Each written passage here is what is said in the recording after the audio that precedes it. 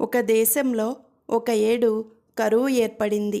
ఆ దేశపు రాజు మంత్రులను తదితర ప్రభుత్యోగులను సమావేశపరచి మన దేశంలో క్షామదేవత విలయతాండవం చేస్తున్నది. ఆకలి చావులు రోజురోజుకు ఎక్కువైపోతున్నాయి. ఆకలిని శాశ్వతంగా నివారించేటందుకు వైద్యుల చేత ఆకలి కలగకుండా మందు తయారు చేయిస్తాను అన్నాడు. ఏమంటే ఏమి ముంచుకొస్తుందోనని సభికులు ఏమీ అనకుండా ఒకరి ముఖాలు ఒకరు చూసుకున్నారు. వృద్ధ మంత్రి సుబుద్ధి మాత్రం, మహారాజా, మన దేశానికి కరువు కొత్తది కాదు. ప్రతి ఏడు దేశంలో ఏదో ఒక ప్రాంతంలో కరువు ఏర్పడుతూనే ఉన్నది. దాన్ని నివారించాలంటే నీటిపారుదల సౌకర్యాలు పెంచి దేశాన్ని సస్యశ్యామలం చేయాలి. అంతేకాని ఆకలి మందుతో కాటకాన్ని అరికట్టడం జరిగే పని కాదు అన్నాడు. ఎందుకు జరగదో నేను చూస్తాను అంటూ రాజు ముసలి మంత్రి మీద విరుచుకుపడ్డాడు. ఆయన మంత్రిని శకునపక్షి అని, తాను అనుకున్న ప్రతి ఆలోచనకు అభ్యంతరం చెబుతాడని అన్న మీదట మిగిలిన వాళ్ళంతా రాజుగారి ఆలోచన దివ్యంగా ఉందన్నారు. రాజు దేశంలోనే వైద్యులందరినీ పిలిపించి, మీకు 1 నెల రోజులు గడువిచ్చాను, ఆకలి మందు తయారు చేయండి అన్నాడు. వైద్యులు నిర్ఘాంతపోయారు. వారిలో ఒకరు, ప్రభువులు క్షమించాలి, ఆకలి కలగకుండా చేయడానికి ఔషధం ఏ వైద్య గ్రంథంలోనూ చెప్పబడలేదు అన్నాడు. అయితే మీరు తయారు చేయలేరన్నమాట. ఈ నకిలీ వైద్యులందరినీ కారాగృహంలో బంధించండి. వీళ్ళంతా నిష్ప్రయోజకులు అన్నాడు రాజు రౌద్రంగా తన సేనానితో. ఒక ముసలివాడు ముందుకు వచ్చి, మహారాజా, ఈ వైద్యులను విడుదల చేయించండి. 1 వారం రోజులలో నేను మీరు కోరిన ఔషధం తయారు చేసి ఇయ్యగలను అన్నాడు. వైద్యుడంటే అలా ఉండాలి అని రాజు వైద్యులందరినీ విడుదల చేయించాడు. తరువాత కొన్ని రోజులకు ఆ ముసలివాడే రాజు వద్దకు వచ్చి తాటికాయ ప్రమాణమంత మందు తెచ్చి ఇచ్చి, మనిషికి 1 గురిగింజ ఎత్తు ఆ మందు తినిపించినట్టయితే జన్మలో మళ్ళీ ఆకలి ఉండదన్నాడు. రాజు ఆ లేహ్యాన్ని అందుకొని ముసలివాణ్ణి సన్మానించి ఆ లేహ్యాన్ని నగరవాసులకు పంచాడు. రాజా ప్రాంగణంలో ఎవరూ మందు తినలేదు గనుక వారికి ఆకలి మామూలుగానే ఉండిపోయింది. కానీ నగరంలో అందరికీ ఆకలిపోయినట్టు వార్త వచ్చింది.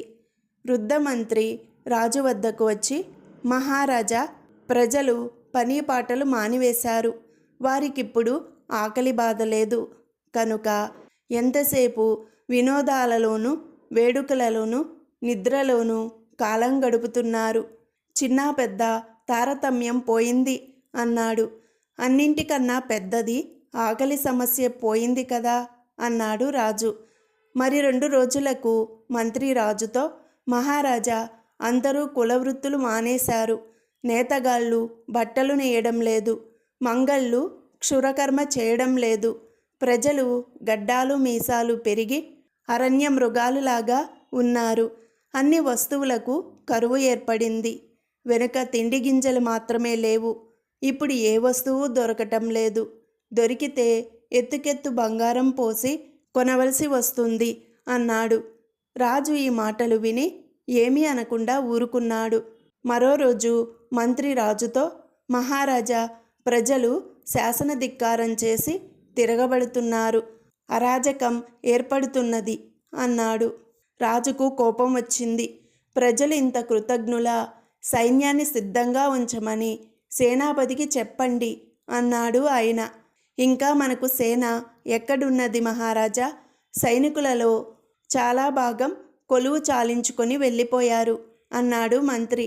ఇంతలో సేనాపతి కంగారు పడుతూ వచ్చి, మహారాజా, మన విరోధి చండప్రచండు తన సేనలతో వచ్చి మన రాజధానిని చుట్టుముట్టాడు అని చెప్పాడు.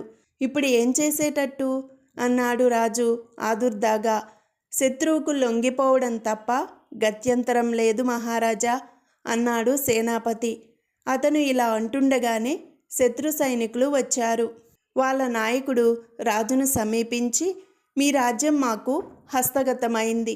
అనవసరంగా ప్రతిఘటించి ప్రాణాలకు ముప్పు తెచ్చుకోవద్దు అన్నాడు. ఇంకెక్కడి ప్రతిఘటన?